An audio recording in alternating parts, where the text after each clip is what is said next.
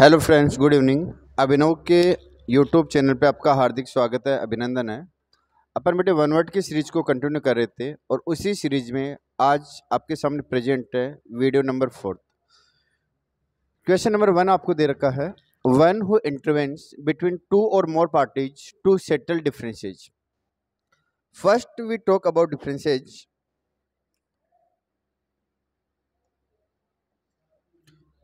Differences का meaning होता है बेटे मतभेद होना। डिफरेंसेज का क्या मीनिंग होगा? तो डिफरेंसेज का मीनिंग होता है मतभेद होना।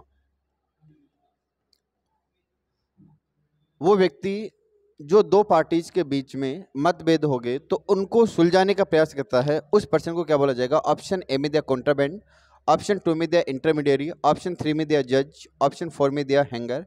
तो appropriate answer is intermediary. Option A की अगर मैं बातचीत करूं कॉन्ट्राबैंड, तो बेटे कॉन्ट्राबैंड का मीनिंग होगा प्रोहिबिट करना। क्या मीनिंग होगा? प्रोहिबिटेड, यानी प्रतिबंध लगाना।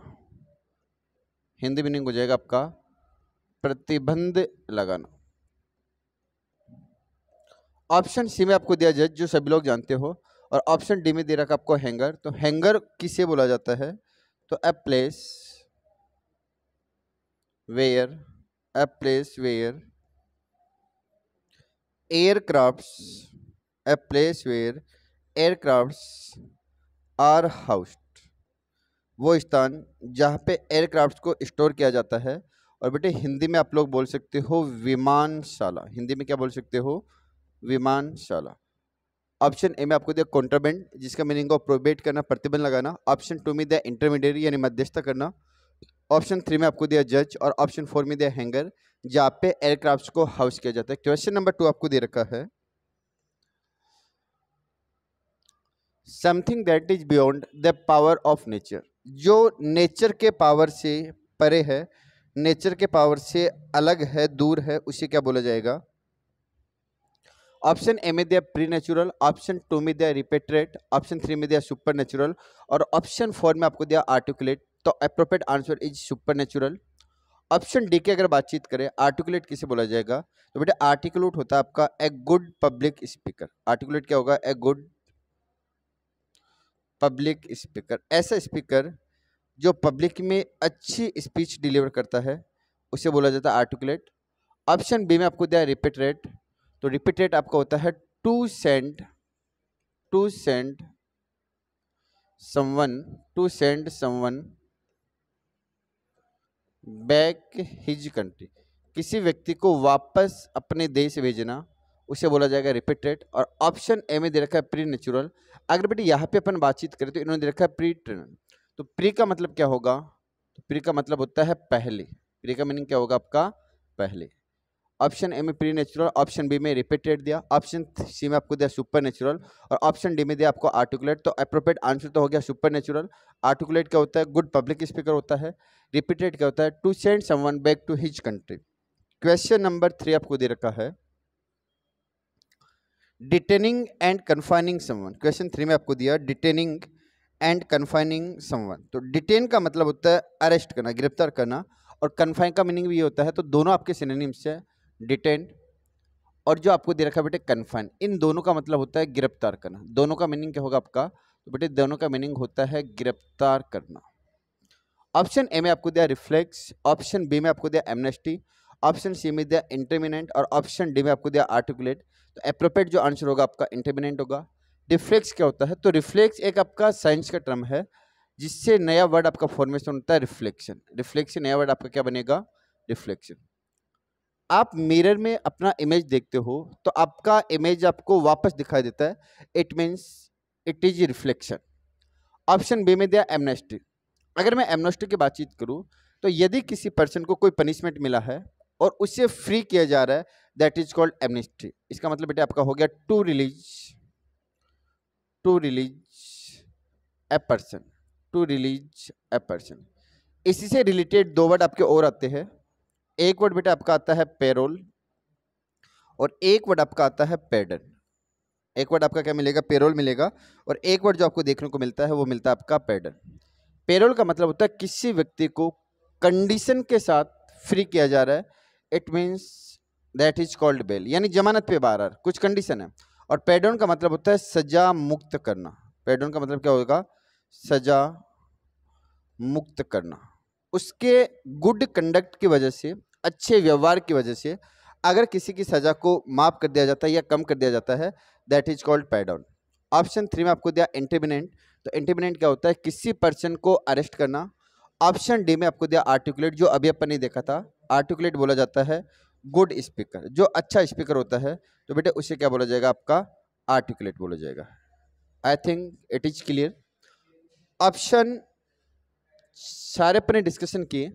नेक्स्ट क्वेश्चन, क्वेश्चन नंबर 4 आपको दे रखा है, to play the part of and function as some other function.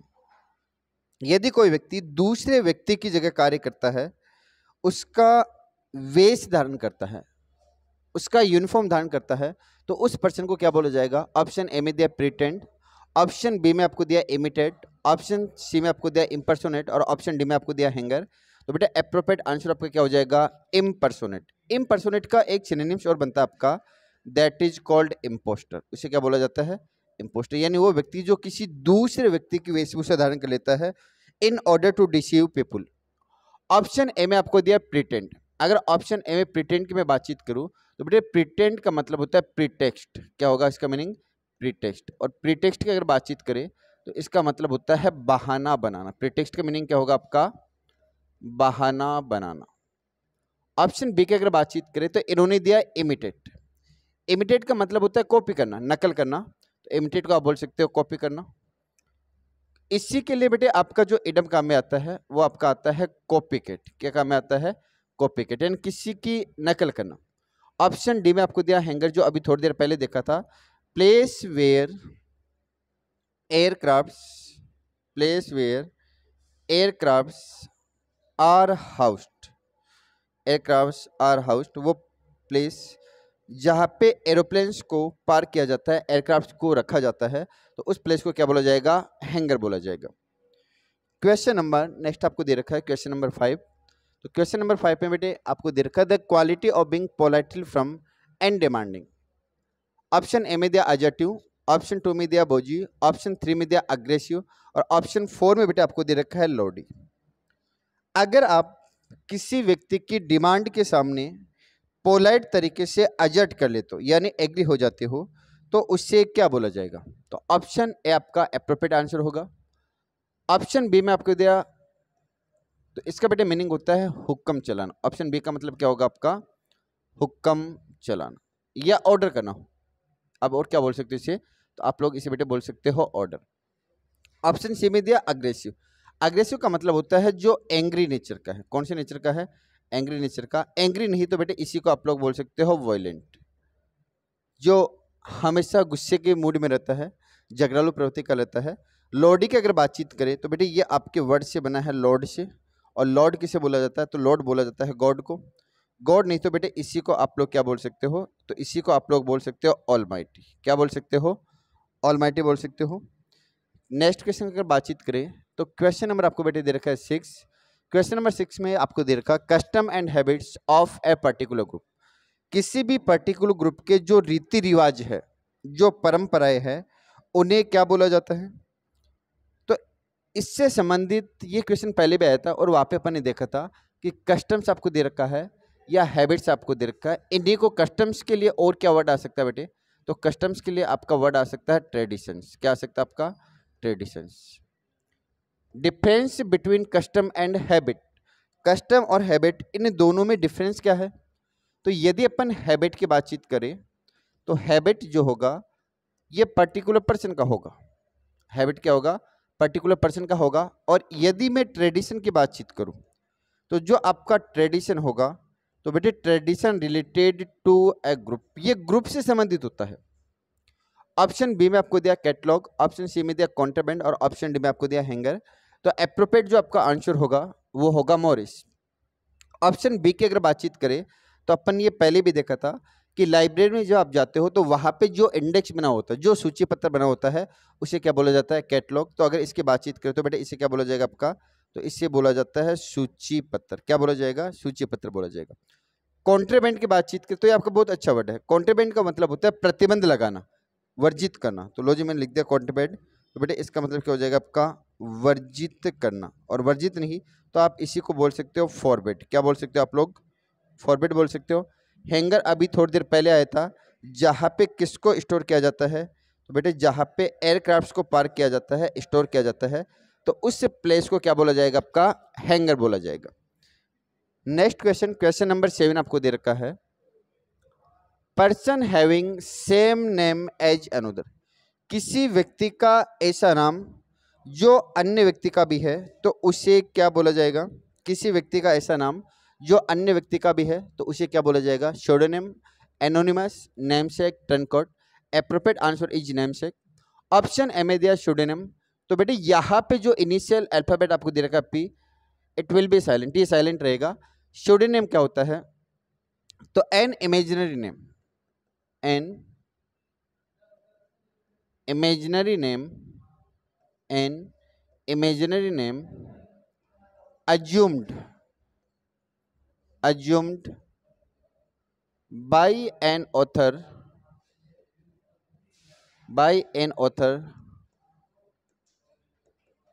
to disguise his real name। और अगर मैं हिंदी में बातचीत करूं तो बेटे हिंदी में आप लोग इसे बोल सकते हो छद्म नाम। हिंदी में क्या बोल सकते हो? छद्म नाम। ऑप्शन बी में दिया आपको एनोनिमस। एनोनिमस का मतलब क्या होता है? तो ये मतलब होता है बेटे इसका आपका गुम नाम। A letter which is written by a person but we do not know about him, that is called anonymous। गुमनाम हो गया आपका। ऑप्शन डी में आपको दिया टर्नकोट। टर्नकोट आपका क्या होगा?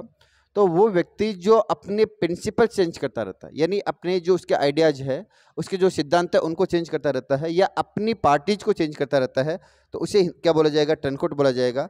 तो ए पर्सन, ये वर्ड आपका पहले भी आ रखा है, a person who change, a person who change his party, a person who change his party, that is called turncoat।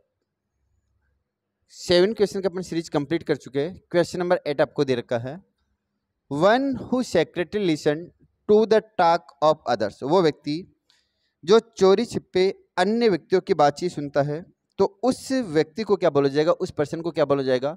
Option A में आपको दिया एवेस्ट्रोपर, ऑप्शन बी में आपको दिया एमेसरी, ऑप्शन सी में दिया स्पाई, और ऑप्शन डी में आपको दिया डिटेक्टिव। एप्रोप्रिएट आंसर इज एवेस्ट्रोपर, जो चोरी छिपे दूसरे की बातचीत सुनता है। एमेसरी की अगर मैं बातचीत करूं तो बेटे एमेसरी बोला जाता है जासूस को। एमेसरी किसे बोला जाता है? आपका जासूस को बोला जाता है। स्पाई की अगर मैं बातचीत करूं तो स्पाई भी आपका जो वर्ड आता है ये जासूस के लिए आता है। और अगर मैं डिटेक्टिव के वर्ड की बातचीत करूं तो ये जो वर्ड है ये भी किसके लिए आता है? आपका जासूस के लिए आता है। लेकिन अगर मैं स्पाई वर्ड की बातचीत करूं तो ये आपका एक नेगेटिव सेंस का वर्ड है। और एमेसरी की अगर मैं बातचीत करूं तो ये जो आपका वर्ड है ये कौन सा है? पॉजिटिव सेंस का। आप इसे जासूस बोल दो, जासूस नहीं तो इसी को आप लोग बोल सकते हो गुप्तचर। क्या बोल सकते हो आप लोग? गुप्तचर। 8 क्वेश्चंस की सीरीज अपन कंप्लीट कर चुके हैं। क्वेश्चन नंबर 9 आपको दे रखा है, लॉस ऑफ मेमोरी। अगर मेमोरी लॉस हो गया है, कई बार क्या होता है इलनेस की वजह से, ड्यू टू एलिमेंट, बीमारी की वजह से आपकी याददाश्त कमज़ोर हो जाती है या प्रॉपर तरीके से आप चीज़ों को याद नहीं कर पाते हो, तो उस मेंटल डिसऑर्डर को क्या बोला जाएगा? ऑप्शन ए में दिया एमनेसिया, ऑप्शन बी में दिया फॉरगेटिंग, ऑप्शन सी में आपको दिया रिकल्स, और ऑप्शन डी में आपको दिया aphasia. Appropriate answer is amnesia. Option B में दिया फॉरगेटिंग। अगर मैं चीज़ों को ध्यान से देखता हूँ तो बेटे ये वर्ड किससे बना है? फॉरगेट से। और फॉरगेट का मतलब क्या होता है? भूल जाना। फॉरगेट का मतलब क्या होगा आपका? भूल जाना। ऑप्शन सी में आपको दिया रिकल्स, ये थोड़ा सा टाइपिंग का इशू है, तो बेटे ये जो आर दे रखा है इसकी जगह क्या होगा आपका? रिकल्स। रिकल्स किससे बोल सकते हो आप लोग? तो अपने ये वर्ड पहले भी देखे थे। रिकल्स आप बेटे बोल सकते हो मॉन्ग को, मॉन्ग को नहीं तो बेटे आप किसे बोल सकते हो? सेंट को बोल सकते हो, सेंट नहीं तो आप लोग किसे बोल सकते हो? नन को, नन नहीं तो आप लोग किसे बोल सकते हो? इसे जो आपका सेग होता है उसे बोल सकते हो। साधु, सन्यासी, तपस्वी, यानी वो व्यक्ति जो सोलो लाइफ परफॉर्म करता है, सोलो लाइफ जीता है, एकांत का जीवन जीता है, तो वो पर्सन कैसे होता है? आपका रिकल्स होता है। इसी के लिए आप लोग वर्ड काम में ले सकते हो हर्मिट। कौन सा वर्ड काम में ले सकते हो आप लोग? हर्मिट। और ऑप्शन डी में दिया एपेसिया। इनएबिलिटी टू स्पीच, कई बार क्या होता है इलनेस की वजह से या किसी डिसऑर्डर की वजह से आप बोल नहीं पाते हो, दैट इज कॉल्ड एफेसिया। उसे क्या बोला जाएगा? एफेसिया। तो इनएबिलिटी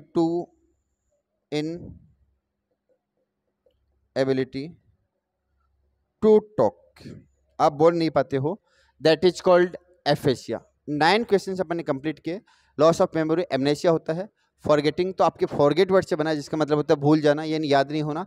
रिकल्स, वो व्यक्ति जो एकांत में जीवन जीता है या सोलो लाइफ परफॉर्म करता है उसे बोला जाता है रिकल्स। इसी के अपन ने कुछ सिनोनिम्स देखे, आपने बोला मॉन्क हो सकता है आपका, सेंट हो सकता है, नन हो सकता है, सेग हो सकता है आपका, हर्मिट हो सकता है। ऑप्शन डी में आपको दिया एपेसिया, वाचाघात हिंदी में बोला जाता है इसे। शुद्ध हिंदी में आप लोग इसे क्या बोलेंगे बेटे? तो शुद्ध हिंदी में इसे बोला जाता है वाचाघात, यानी बोली बंद होना, inability to talk. Question number 10 आपको दे रखा है। क्वेश्चन नंबर 10 में आपको दिया to die without having made a will. यहाँ पे जो विल आपको दिखाई दे रहा है ये मॉडल वर्ब की तरह या एक्जुलर वर्ब की तरह फंक्शन नहीं कर रहा। क्यों? क्योंकि इससे पहले इन्होंने आर्टिकल ए का यूज किया है। और अगर मैं यहाँ पे विल की बातचीत करूं तो विल जो बेटे आपको बता रहा है ये बता रहा है वसीयत के बारे में। अगर कोई व्यक्ति बिना वसीयत लिखे ही मर जाता है तो उसे क्या बोला जाएगा? तो आपका एप्रोप्रिएट आंसर जो हो जाएगा बेटे ऑप्शन सी हो जाएगा, इंटेस्ट, बिना वसीयत के मर जाना। और वसीयत को क्या बोला जाता है? तो बेटे वसीयत को बोला जाता है लेगेसी। लेगेसी नहीं तो इसी को आप लोग क्या बोल सकते हो? इसी को आप लोग बोल सकते हो इनहेरिटेंस। क्या बोल सकते हो? इनहेरिटेंस बोल सकते हो। ऑप्शन ए में दिया रिपीटेड, ऑप्शन बी में दिया ट्रूजम, ऑप्शन डी में आपको दिया पैरासिट। रिपीटेड अभी थोड़ी देर पहले अपन ने देखा था कि यदि किसी व्यक्ति को वापस उसके कंट्री में भेजा जाता है, वापस उसके देश या वतन भेजा जाता है, इसका मतलब वो जो पर्सन है वो कैसा है? रिपेट्रेट है। तो वतन भेजना यानी to send back, to send someone, to send someone back to his country, that is called repatriate. Option B में दिया ट्रूजम। ट्रूजम का मतलब अगर अपन यहां से देखें तो बेटे ये आपका बना है ट्रू वर्ड से। ट्रूजम किससे बना है? ट्रू वर्ड से। और इसका मतलब क्या हो गया? जो अपने आप में एक्सप्लेन्ड है उसके एक्सप्लेनेशन के लिए किसी अन्य वर्ड की आवश्यकता नहीं है, that is called truism. Option D में आपको दिया पैरासाइट।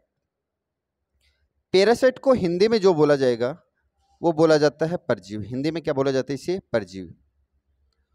वो क्रिएचर जो अपने लाइफ सर्विलेंस के लिए दूसरे पे डिपेंड होते हैं तो उन्हें क्या बोला जाता है? पैरासाइट। तो one who depends on another to surveillance, one who depends